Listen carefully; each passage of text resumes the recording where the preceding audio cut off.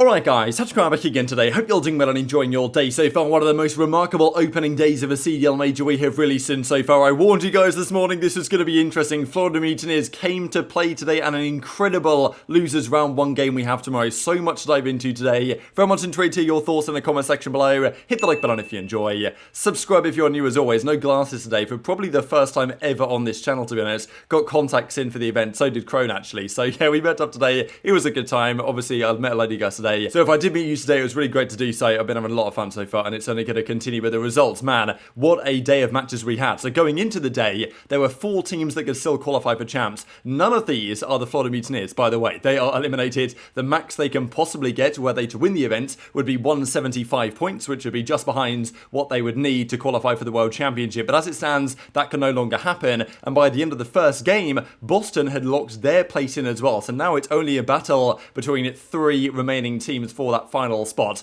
and it was because of the fact of Vegas losing to FaZe in the way they did. This was kind of tragic to watch in a way. It was 1 point game 1, Embassy hardpoint. It was 138-138. Vegas had fought their way back into the game, but it was on the second set they had a bad break in towards the bottom, like Embassy building hill. That went wrong for them, and then the search, they decided to play LSC. Look, I didn't really mind this idea, but we've seen it a couple of times now with Vegas. I mean, look, let's be honest, right? They've made winners twice in a row. They've won 0 maps in winners twice in a row. Like, it ain't looking so good. And it was summed up by this moment really from TJ, where he comes in. Like, there's only about 10 seconds on the clock. Slasher just has to... There's no way Slasher wins this, right? TJ nades himself, and I mean, look at him. He's like, yeah, this is not going to go well. I know Clayster afterwards, I mean, he reacted on Twitter saying, like, Jesus, what is going on? But I don't think they were ever realistically going to beat FaZe. They're looking very good. And I will also say, the last 3 or 4 events I've been to in a row now, Slash has won all of them. Like London 2019, Anaheim 2019. I know that London 2020 he didn't win, but I don't even think they were there that event because it was the 8-team thing. He might have been, but I don't think they were. And then I went to Boston and he won that as well. So yeah, maybe a sign that FaZe are going to be rather good this weekend. And certainly Slasher individually turned up. Had actually the highest LAN KD of the entire season so far, a 1.88. There's been better than that online, but on LAN, that's the highest we've seen, and it probably didn't matter, right? He could have dropped a 0.8, and they probably still win the series because it wasn't particularly competitive. But this was an impressive statement victory from FaZe. As we'll see in a few series here, it was a mix of both, right? It was not only FaZe being great, but it was certainly Vegas not being on their game. I mean, look, we've got 2 players in the 0.6s, 2 players in the 0.7s. Like, that's never going to end particularly well. So that was quick. And what it meant, though, officially, is that with Boston at 190 and with Vegas and Surge playing each other losers round 1, there's no way that both of those teams can overcome Boston, and therefore they are guaranteed to champs. So that leaves it only down to 3 teams, and we'll discuss tomorrow all the implications there, but we've certainly got other storylines to get into. The home crowd team at Toronto Ultra was so much fun. Their walk into the venue was so cool. I'm sure they'll do more of them throughout the weekend for the walk-in. Honestly, it was only a Thursday today. The crowd was seriously like loud and exciting for just a Thursday afternoon game, and it's going to be completely a sold-out venue on Saturday, Sunday, I believe. So that's going to make things even better. But yeah, Toronto had a lot of home support, and it was such a strange series because Scrappy basically did nothing this series. He was getting tucked into bed. Only a few moments he really turned up here. But the rest of his team, and Hicksy especially, put the squad on his back. It was a great start to the map 1 here for Ultra. Then New York came back a little bit, but eventually they closed out the game 1. Game 2, though, went resoundingly to New York. And honestly, I think that for the first 4 maps of the series, New York were comfortably the better team.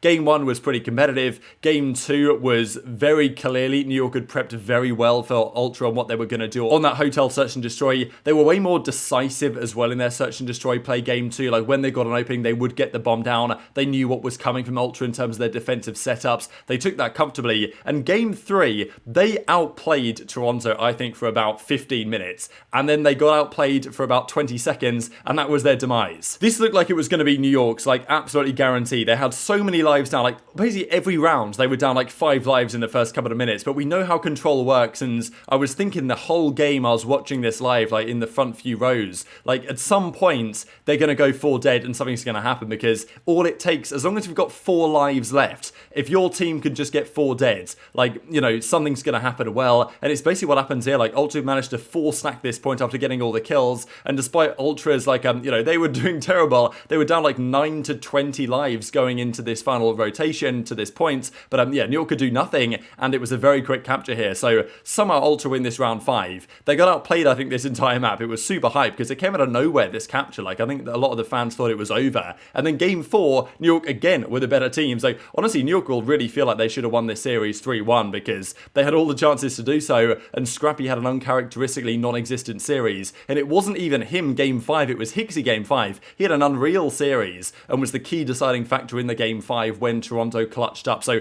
great for the storylines of the event, good for the home crowd. New York put up a valiant attempt, and I honestly think they could make a serious dent in the losers bracket with the way they're currently playing. And honestly, with the way it's looking, if Vegas are to make champs, they might have to end up beating a team like New York here if they want to do so, and that's not going to be easy. Hydra had his moment, 101 kills. I mean, the guy's outrageous, but Hicksy with 95, Scrappy with a .77 for the dub. Like, that's probably Scrappy's worst series you're going to see from him, and they won the series, so that is quite promising for the rest of their weekend, I think. And the way they played, it wasn't clean, but it was good enough to get the victory. Speaking of not clean, though, we've got to talk about OpTic Texas, because, man, what a day for them. They put a process episode out, and we see in the background here, Damon Karma Barlow. We wondered, would he become the coach? Would it be official? Would he just step in next season? What does he want to do? How much is he going to add? Is he going to try and shore up their control? Is it going to ruin their flow, which he was concerned about? And I feel bad for Karma because the result today is going to be raising questions, but frankly, like, you know, Karma just came in last minute. Their result today was nothing to do with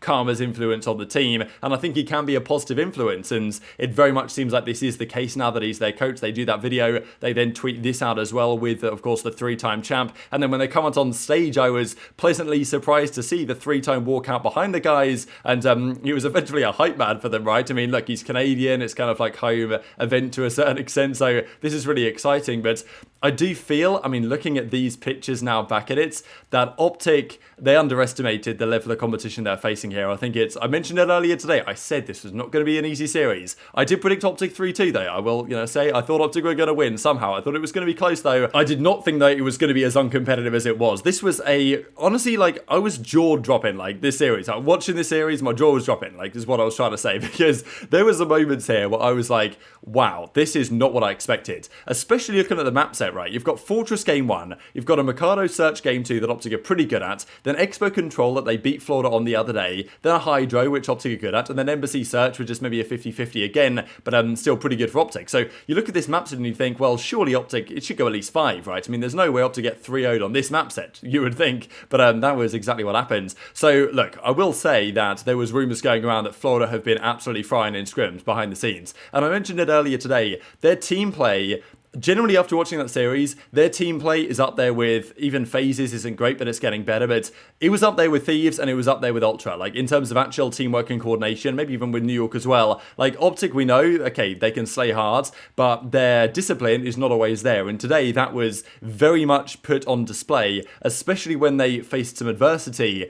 It was then really, the ball was in their court to respond, and they simply couldn't do so. I always find it interesting when people are like, oh, there's no way, like, why are Florida challenging them on this map, Fortress, right? Because, I mean, they're going to lose eventually on it, right? Yes, they're on a great win streak, they're phenomenal at this map, but eventually they're going to lose it, eventually they're going to get exploited, and when they do, then that's a bit of a dagger mentally for OpTic, given the circumstances. In game 1, there was moments where I thought, okay, OpTic is first rotation, they often start slow, and they had a chance to bring it back on a big rotation towards the big money hill over that kind of statue thing, where he's kind of killing Ghosty now, but Florida broke it. They were up like 100, and then they broke into OpTic's setup there, and it was honestly phenomenal to watch. Like, Vickle was going crazy. The way that the Mutineers guys were playing off each other was incredibly impressive, and there was just no trades. The thing that I was noticing again and again and again here from OpTic was that, where are the trades? They simply didn't exist. They would take gunfight and die, and then their teammate would come through a couple of seconds later, and he would die, and the Mutineers, if they, like, they were always engaging together, and it was something that OpTic have not always been great at, but they've been good enough to get away with it lately. But I feel like after they lost the first map of this series, mentally they were like, hang on a second, this wasn't meant to be happening. We're playing the Mutineers. We 3-0'd them just the other day, but just because you 3-0'd them before doesn't mean that's going to be the case again. Mutineers take game 1, 250 to like 130. That was a demolition job. And then the Search and Destroy, again, there was a lot of 3v2s, a lot of even 4v3s that OpTic had that should have gone their way. There was one round in particular where it was a 3v3 mid-round, and OpTic played such a passive defense. The entire Florida team ended up rotating, well, 2 of them rotated to B, got the bomb down for free, Huke got caught off guard, and Brack hit a late flank to clutch the 1v1, and it was like OpTic wouldn't have that issue if they played for some info, if they actually played a bit aggressive. It felt like they were not playing their normal confident game. Shotzzy was still channeling things and doing his best, but yeah, Florida, it was this round specifically that I saw, I was like, damn, Florida are feeling themselves right now, and that was when the series was out of hand, and OpTic, look, they could have reverse swept this, it's never over, but this was another moment. I mean, there were so many moments like this during the series. I was like, I mean, where are the trades? Fellow here is on a 4 spree. He's about to get streaks again. Here comes Dashy, right, out the top window. Dashy comes through. He chows. He dies. Okay, Ghosty, a couple of seconds later. He comes through. About maybe 5 seconds later, he chows. He dies as well. Someone else is on the flank. And then we've got Huke goes down. And it's like every single... And he kills Shotzzy as well. Like every single kill there was not traded. And even their comms were pretty bad here, right? Because there was a moment where Capsule was in their spawn on the defensive side. And he was chilling over towards the back truck. He got a couple of kills from that in and around that position, and who calls something, maybe it was Ghosty, just ran in front of him and got shot in the back, and I was like, how are we not calling that OpTic, right? How do you not know that there's one in your spawn there? Because it was definitely the open possibility, and it just felt like either their comms or just something, their just awareness wasn't there this series, and I think it was probably a comms thing, to be honest, that it kind of fell off a little bit as they were struggling here, and I mean, look, OpTic managed to take this to a round 5, but Florida got that 1 tick on that A point, which was the difference between OpTic or Florida getting the defense round 5, and that was enough for Florida just to run away with it. So that was a remarkable series. I mean, as I say, it was a jaw-dropping series to watch in person, because as OpTic were just falling, behind, I was like, surely they're going to turn it around. But after it didn't happen in the game too, I thought that it was going to be over. And, we've seen these types of things to OpTic before. I know some people are going to say, I'm familiar with OpTic's game, but it does raise some very interesting questions, right? That you go 5-0 online twice in a row, round 1 against Florida, a team you 3-0'd, close 3-0, but a 3-0 online a few days ago, you lose that series. That's not ideal. And even less ideal is that it's not great for Karma. Of his first series in the team as a coach is, obviously a loss, and an embarrassing loss at that given the circumstances, but also their opponent. So Dashy individually had the best series, but I mean, look at this. Ghosty, 0.64. Huke with a 0.69. Shotzzy with a 0.83. You don't see numbers like this every day. It is a testament to how well Florida played. I was incredibly impressed with them, and they are seriously the dark horse of this tournament, I think, at the moment. But what this does mean is that based on the results of the qualifiers, OpTic versus Thieves is losers round 1. That is not a joke. We mentioned it the other day, and Kenny will be licking his lips at the prospect, right, of playing this OpTic team, a wounded OpTic team, a somewhat concerned OpTic team about how they're going to fare on LAN. This is a rematch of the Grand Finals last event, 1 versus 2, now playing for top 12. Remarkable, the loser will go out top 12, and maybe there's even a world in which Thieves prefer to play OpTic because they lost to Florida just the other day online. So, I mean, man, what a crazy day. Then Mutineer's curse continues. It felt like for a time that OpTic kind of had got the better of Mutineers, even with no Dave Paddy. Maybe his spirit was there in the venue, because, I mean, man, that defeat was remarkable. And yes, LA Thieves versus OpTic, loser top 12. Man, there's a lot to dive into here tomorrow as well, and what that also means is that one of Florida, Minnesota, Boston, the winner of this hasn't yet been determined as of recording, will make top 3, and that is also remarkable in its own way. So man, what a day of COD. Very much intrigued to hear your thoughts in the comment section below. Super surprising stuff, and it sets up a very enticing Friday and the rest of the weekends. Hit the like button if you enjoyed, subscribe if you're new, take care, and I'll see you next time.